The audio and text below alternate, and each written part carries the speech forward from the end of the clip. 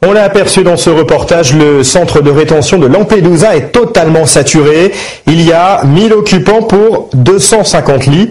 Autant dire que les conditions de vie sont déplorables. Le rêve occidental s'est très vite transformé en cauchemar pour tous ces migrants. À l'abri des regards, voici l'une des portes de l'Europe. Lorsqu'ils gagnent Lampedusa, tous les migrants passent ici. Un centre d'accueil, désormais au bord de l'asphyxie.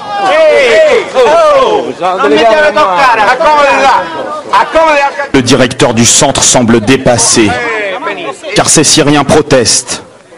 Ils viennent d'installer des matelas pour barrer l'accès au centre. Car depuis 3 jours, il ne cesse de pleuvoir et ils dorment dehors. Je dors ici avec mes amis depuis 2 semaines, nous explique celui-ci. Un abri de fortune, quelques bâches sur des matelas après une longue traversée. On est arrivé en bateau par la Libye et on a payé $2500 chacun. On est Syriens. On rêve de démocratie. Et ici, on est comme des animaux.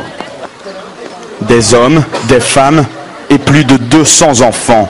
Au total, 1000 migrants vivent ici, alors qu'il n'y a que 250 places dans les dortoirs. Alors, il faut gérer l'urgence.